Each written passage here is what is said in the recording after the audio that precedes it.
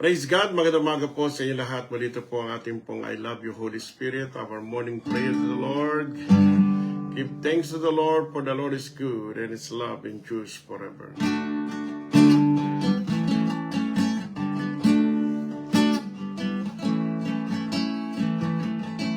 I will sing, I will worship you, I will bow myself that humbly at thy throne. I give you anything, I give you everything, to you alone. I will sing, I will worship you, I will bow myself that humbly at thy throne. I give you anything, I give you everything, to you alone. Mahal kita, o aking Panginoon. Yes, I love you, God the Father, God the Son, God the Holy Spirit. Ikaw lamang higit na kailangan ko.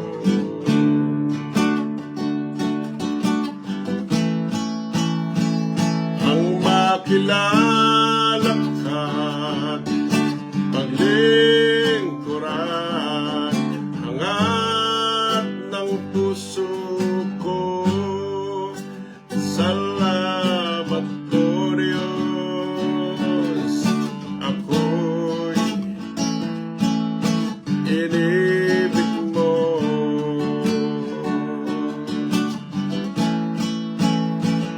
Ang makilala ka't paglingkuran, hangat ng puso ko. Salamat po Diyos, ako'y inibig mo.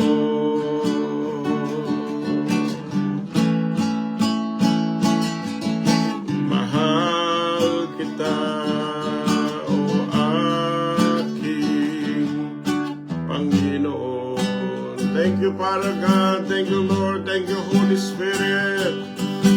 Ikaw lamang higit na kailangan ko.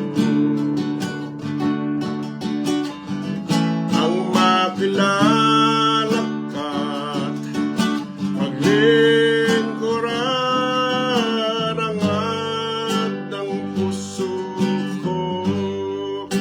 Salamat po Diyos, ako'y inibig mo.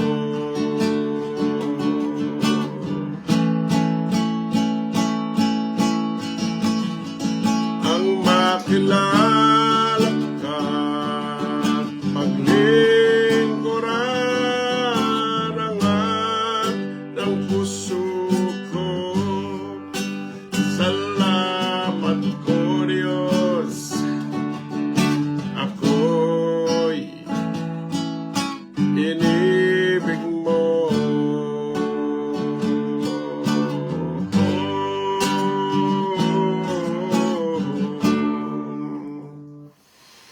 Heavenly Father, marami pong salamat o Diyos sa araw nito sa programang I Love You Holy Spirit. We thank you, O Lord, for your kindness and goodness and your faithfulness and your love that endures forever.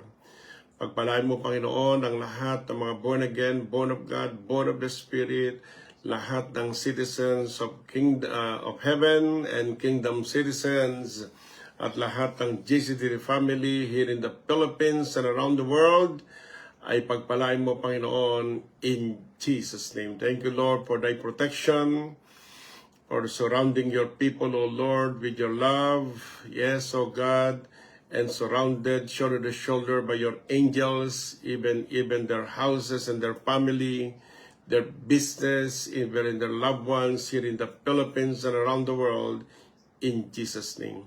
Marami pong salamat at pagpalain mo, Panginoon, ang aming pong programang I Love You, Holy Spirit. Bless us, O God, indeed. Let your anointing flow. Let the power of the Holy Spirit be upon us. In Jesus' name. Thank you, Holy Spirit. And let the power of the Holy Ghost be upon us. In Jesus' name. Okay po, magandang umaga po sa inyo lahat. At sa lahat po ng ating pong partner, I Love You, Holy Spirit. Good morning. Kay Ate Sing de Leon, Diana Malangin de Los Santos, Alice Chua, Mercy Banyares Pangilinan, Lili Mendoza, and praise God at sa lahat ng ating pong mga partner na I Love You, Holy Spirit. At tatapusin po natin ang taon na ito. At sabi nga ng Bible, if we walk blameless and serve Him faithfully, God will make us fruitful and multiply us and bless us. He will bless us certainly. Okay, kaya patuloy po tayo sa paglilingkod sa Panginoon sa lahat ng mga buong santaon sa ating paglilingkod sa Panginoon. Ngayon po ay buksan po natin ang ating Lucas at ang ating pong i-share po ngayon ay deliverance on Christmas. Kaya, praise God, mag-deliverance muna po tayo para sa Kapaskuhan na ito at hanggang matapos natin ang taon, tayo po ay malaya sa lahat ng gawa ng kaaway at ma-enjoy po natin ang pagdiriwang ng Kapaskuhan at ng bagong taon. Okay, sabi po rito, in Luke chapter 1, verse 67 to 75, sabi rito. Napuspos ng Banal na Espiritu ang ama ni Juan na si Zacarias at kanya ipinahayag, purihin ang Panginoon, Diyos ng Israel, sapagkat inalala niya at tinubos ang kanyang bayan. Sinugo niya sa atin ang makapangyarihang tagapagligtas mula sa angkan ng lingkod niyang si David. Ito'y ayon sa pinangako niya noong pang-unang panahon sa magitan ng kanyang banal na propeta. Ipinangako niya na ililigtas niya tayo sa ating mga kaaway at sa lahat ng napupuot sa atin. Merry Christmas to all of you. Yan po ay mula kay Ate Maria Teresita Buning Mendoza ng Canada. Verse 72, kaawan niya ang ating mga ninuno at tutuparin ang banal na kasunduan sa kanila na kanyang ipinangako sa ninuno nating si Abraham. Ililigtas niya tayo sa ating mga kaaway upang makapaglingkod tayo sa kanya ng walang takot, maging banal at matuwid sa kanyang paningin habang tayo ay nabubuhay. Okay po, ito po ang purpose at ang dahilan kung bakit gusto ng Panginoon sa bahagi ng Kapaskuhan ng mensahe ng Panginoon ay ang pagliligtas ng Diyos sa ating lahat. Una, sabi rito, sapagkat ito po ay promise na pinangako ng Diyos sa bayang Israel at maging sa bayang kay Abraham at sa ating mga ninuno na tayo po ililigtas ng Diyos sa ating kaaway at sa lahat ng napupuot sa atin. At ito po ay nangyari 2,000 years ago upang matupad ang kasunduan ng Diyos sa ating mga ninuno kila amang Abraham. Praise God. na ipadadala ng Diyos ang makapangyarihang tagapagligtas. Verse 69, sinugo niya ang makapangyarihang tagapagligtas mula sa angkan ni David. Nilingkod yan si David. Kaya po, sinend ng Diyos ang makapangyarihang tagapagligtas, walang iba kundi si Jesus Christ, na pinanganak sa Saban sa Bethlehem, sa bayan ni David, at pinangalan ng Jesus. Ang ibig sabihin, tutubusin tayo sa kasalanan. Tinagurian din siyang Emmanuel, God is with us. At tayo pong lahat ay para magkaroon ng kaligtasan at tamang relasyon sa ating Panginoon. Ngayon, ano po ang sabi po ng propesya nito? No? Sa verse 74, ililigtas niya tayo sa ating mga kaaway. Kaya meron tayong mga kaaway. Ang kaaway talaga natin, sabi ng verse 71, ililigtas niya tayo sa ating mga kaaway at sa lahat ng napupuot sa atin. No? Kaya spiritually ay meron talaga tayong kaaway. Walang iba kundi ang Diablo. Siya po ang God of this world, bumubulag, bumibihag, naglalagay ng sakit, karamdaman, at pinsan meron din po siyang mga ahente, yung mga napupuot sa atin, yung mga haters, yung mga tao na ginagamit ng Diablo. Kaya ganyan po ang mga Satanism, witchcraft, at minsan naman po ay mga espiritu sa impapawid, principalities on the earth, ruler of darkness, tagapamahala ng kadiliman, at maging ang mga agent niya, mga duwende, kapret, mga iba't ibang espiritu, mga dark angels, na siyang nagpapahirap, naglalagay ng sakit, karamdaman sa buhay ng isang tao. Pero praise God, magalak tayo sapagkat dumating na ang ating pong makapangyarihang tagapagligtas, na ang pangalan niya Jesus, na kung saan, sabi ng Philippians chapter 2, 6-11, lahat ng tuhod sa lupa, sa ilalim ng lupa at sa langit, ay luluhod, at lahat ng dilay magkasabing si Jesus ka ay Panginoon. Kaya purihin ng Panginoon, ang Kapaskuhan po ay nakapokus kay Jesus. At hindi lang po naging sanggol, kundi 33 years old niya, siya'y namatay sa krus ng Kalbaryo, nabubuo ang kanyang dugo para tubusin tayo sa kasalanan, at sa kanyang mga latay sa likod, lahat tayo'y magsigaling. Kaya purihin ang Panginoon sapagkat dumating na po ang ating tagapagligtas, at sinabi niya, the favor has come, ang kaligtasan ay dumating na. No? Kaya sa lahat na may sakit, ang good news, ang iyong tagapagligtas, ang manggagamot ay dumating na upang ikaw ay gamutin. Sabi nga ni Isaiah 35, sa pagdating ng tagapagligtas, ang lahat ng bulag makakita, ang pipi makapagsasalita, ang bingi makakarinig, ang lumpoy makakalakad.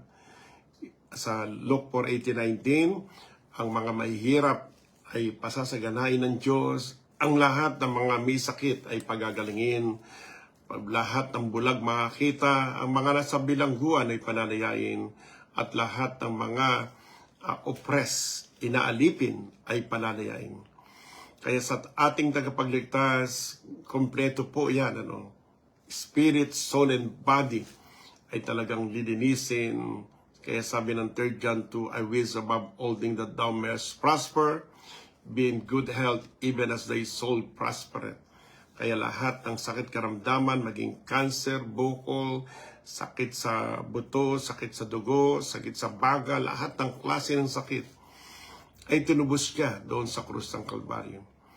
Kaya the Messiah has come, our Savior, Rescuer, Redeemer, Deliverer has come.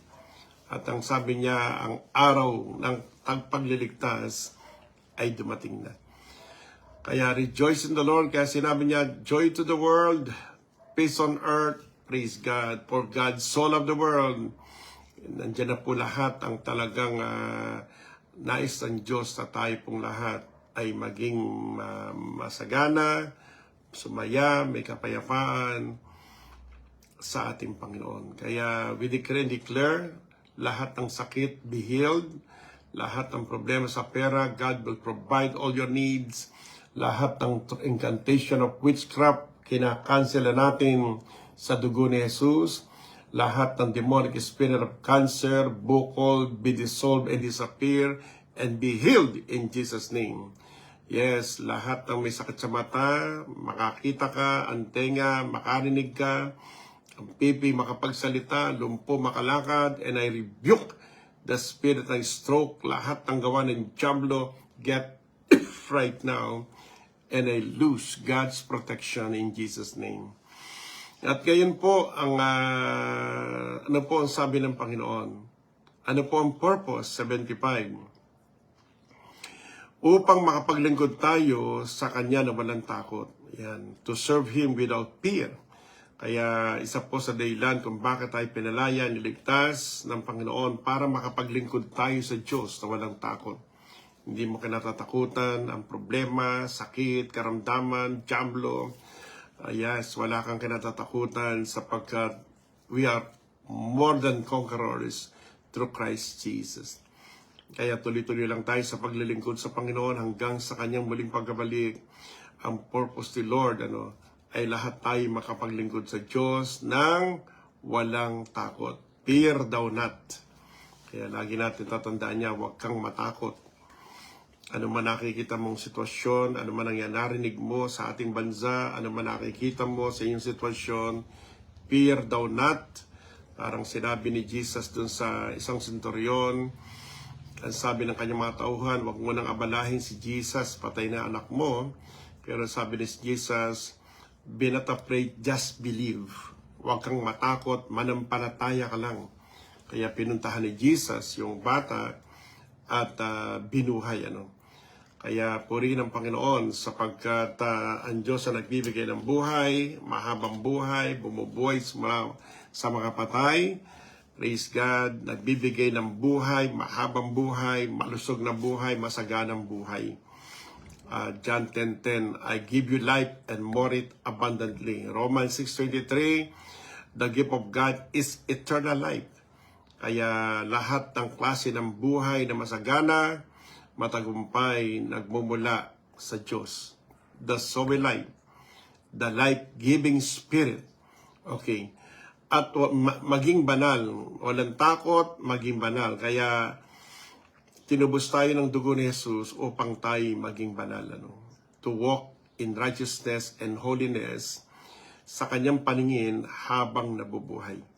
Kaya po napakahalaga po sa ating panahon to walk in righteousness and holiness all the days of our lives. Kaya po yan po ang sabi nga ng banal na kasulatan, if we walk blameless and faithful in the Lord, God will make you fruitful, multiply, and bless thee. Pagpapalain ka ng Panginoon. Kaya sa ating kapanahunan, gusto ni Lord sa Kapaskuhan na ito, huwag natin kalimutan ang purpose ng unang Kapaskuhan at pagdating ng tagapagligtas ay tayo pong lahat ay mabuhay, maglingkod sa Diyos na walang takot, banal at matuwid habang tayo'y nabubuhay. Kaya pagpalain tayo ng lahat ng Panginoon at alam naman natin sa Bible, si Job, si Daniel, at maging si Noah, they walk blameless and they are blessed by the Lord. They are multiply, lahat ng kanilang kabuhayan pinagmultiply ni Lord, at iningatan din po sila ng Diyos sa panahon ng mga giyera, kahirapan, problema at suliranin, they are being preserved by God. Kaya sa lahat ng mga magulang, walk blameless, holy and righteous before thee. At sa lahat din ng mga anak, pagpalain din tayo ni Lord na yung mga anak ay patuloy sumunod din sa Panginoon. At minsan napapansin natin, yung mga nanay na naglilingkod sa Diyos, mga tatay naglilingkod sa Panginoon, tumatanda na, At kaya po ang mga anak, dati ang mga anak, yung mga magulang, nanay, lola, ang nagdadala sa mga anak, dalhin sa church. Ngayon po ay tayo namang mga anak ang magdala sa ating mga magulang sa church. Kaya ka binigyan ng Diyos ng sasakyan, kaya binigyan ka ng Diyos ng mga masasakyan para yung sasakyan ay hindi lang panggala. Ito po ay gamitin nyo, lalo-lalo po yung mga anak. Ihatid nyo po yung mga magulang nyo, mga tatay at nanay nyo sa church. Huwag nyo silang may sasakyan naman kayo, ay huwag nyo silang gawing mamasahero sila. Bigyan nyo sila ng taon sapagkat yan na lang po ang buhay ng mga may edad na maglingkod habang buhay. Sa nakalagay kasi dito maglingkod habang buhay. Kaya sa lahat ng mga anak, praise God, mahalin nyo ang magulang nyo, igalang nyo at kasama sa paggalang at pagmamahal, ay hatid nyo ang inyong mga magulang sa church, sa mga gawain. Amen. Sapagkat sila po'y patuloy na naglilingkod sa Diyos at patuloy na sumasamba sa Panginoon. In Jesus' name. At sa lahat naman ng mga magulang, persuade your sons and daughter, praise God, na dalin ang mga anak natin, mga apo, sa church. Okay, kaya sapagkat sabi dito, maglingkod sa Diyos sa walang takot. Maging banal, matuwid sa kanyang paningin, habang tayo'y nabubuhay. Kaya God bless you po at hanggang sa pagbabalik ng Panginoon ay ang resulta ng Kapaskuhan at pagtutubos sa atin. Lahat tayo maglingkod sa Diyos na walang takot, banal at matuwid sa Kanya habang tayo nabubuhay. Kaya purihin ng Panginoon, there is deliverance on Christmas. Ililigtas tayo ng Diyos sa sakit, karamdaman, kahirapan, yes, sa lahat ng gawa ng dyablo, in Jesus' name. Kaya tayo manalangin. Heavenly Father, by the anointing power of the Holy Spirit, balutan mo po ng makapangyarihang dugo lahat ng mga born again, born of God, born of the Spirit, at lahat din, O Lord, ng makikinig pa ng aming programang I Love You, Holy Spirit, at lahat din ng kami pamilya po namin na hindi pa born again, ay ma-born again na po. In Jesus' name. And I pray, O Lord, bigyan sila ng kalayaan. Lord, I pray, yes, O Lord, ay maranasan nila ang pagliligtas ng aming Panginoon Kristo. Lahat ng sumpa ng sakit at karamdaman, ng bilangguan, ng problema at suliranin, paulit-ulit na problema, get of their family, get out of God's people, in Jesus' name. At Lord, alisin lahat ng unrighteousness, lahat ng uncleanliness, even the spirit of bondages and fear. We rebuke that spirit, get right now, in Jesus' name. At punuin mo, Panginoon, ang lahat ng mga anak ng kalakasan, katapangan, kabanalan at katwiran na nagmumula sa iyo. Heavenly Father, bahagi po ng Pasko ay deliverance. Kaya Lord, I pray, lahat po ng mga may sakit at karamdaman, ipatong niyo po ang inyong kanang kamay sa bahagi ng inyong katawang may sakit. Lahat na may sakit, trouble sa baga, sa liver, pancreas, kidney, I rebuke that spirit, get right now, in Jesus' name. Panginoon, lahat ng sakit sa puso, baga, mula ulo hanggang paa, lahat ng klase ng sakit at karamdaman, I rebuke you in Jesus' name. Get out of God's people. Get out of their body. Get out of their family.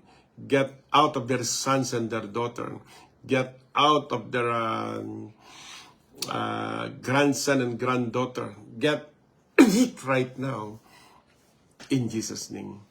And right now, Lord, stretch forth an hand, O Lord, and heal your people. Yes, no more cancer, no more bukol, no more tumor, in Jesus' name.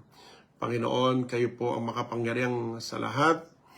Gumagawa ng maraming himala. Lord, do it again. Do miracle to your people again, in Jesus' name. At hayaan mo, Lord, hanggang sa kanilang pagtitiwala mula ng bata in Psalm 71 hanggang sa kanilang pagtanda, samahan mo sila, Lord. Huwag mo silang iiwanan. Tulungan mo, Lord, lahat na mga anak na maging matagumpay in Jesus' name. Heavenly Father, marami pong salamat sa kagalingan ni Atelita, Atibidad, yes, si Yoli, yes, Lord, Sister Yoli. Thank you, Lord, for the complete healing. In the name of the Lord, yung father ni Brother Michael, si Brother Orderico Merced, be healed completely right now in Jesus' name. At marami ding salamat, Panginoon, at patuloy provide lahat ng needs sa Kapaskuhan na ito. Ang lahat ng pamilya ay patuloy na alisin lahat ng takot at pangamba, alisin ang karumihan, lahat ng mga gawa ng dyablo sa pamilya, get out in Jesus' name, and let them walk in righteousness and holiness all the days of their lives in Jesus' name. Marami pong salamat. Bisitahin mo, Lord, ang bawat pamilya, release salvation, healing and deliverance. Gaya ng pangako mo, Lord, in Acts 16:31, kapag isa'y samampalataya, buong pamilya ay maliligtas. Pagpalain mo rin, O Lord, lahat ng GCTV family, lahat na nagsidalo ng Sunday, Quezon City at Marilao. Yes, sa lahat, O Lord, ng mga nag-celebrate ang Christmas service and party, Lord, pagpalain mo, maging sa Cavite, maging sa Barangay Yakal, San Isidro del Monte, lahat ng GCTV family all over the world, all over the Philippines, ay pagpalain mo, Panginoon, in Jesus' name. Maging masaya, yes, at matuloy na maging masagana ang kanilang celebration ng kanilang pong Kapaskuhan at ng bagong taon in Jesus' name. Thank you, Lord. At Lord, I pray, pagpalain mo rin, Lord, binawasak din namin lahat ng klase ng ubo, trangkaso, pneumonia, especially sa mga bata at matanda. I rebuke pneumonia, pulmona, yes, lahat ng bronchopneumonia. We rebuke that spirit. Get right now in Jesus' name. Especially sa mga bata, even the spirit of dengue, pneumonia, lahat ng klase ng sakit at karamdaman. Sa mga babies, sa mga kabataan, maging sa mga oldies, I rebuke pneumonia, bronchopneumonia, lahat ng asthma, sakit karamdaman, get right now in Jesus' name. And we command you to be healed completely in Jesus' name. And Heavenly Father, marami ding salamat, Panginoon. Special prayer para sa aking apo, para sa anak ni Pastor Lawrence and Sister Lala.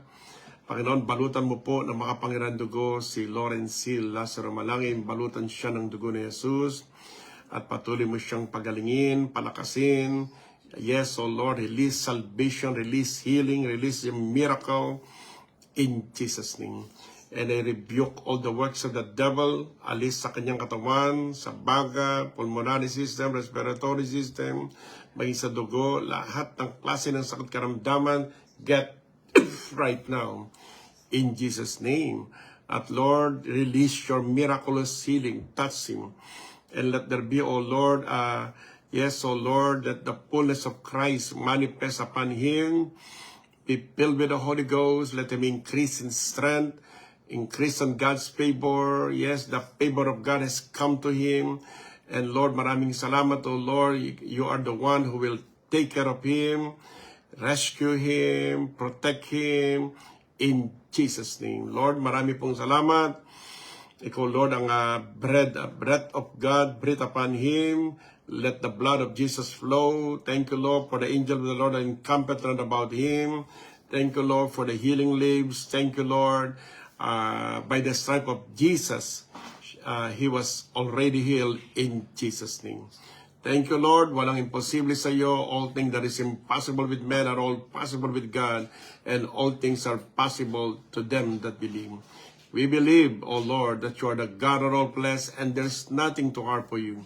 We believe, O Lord, for the miraculous touch and healing to baby Lawrence Hill, Lazaro Malangin, in Jesus' name.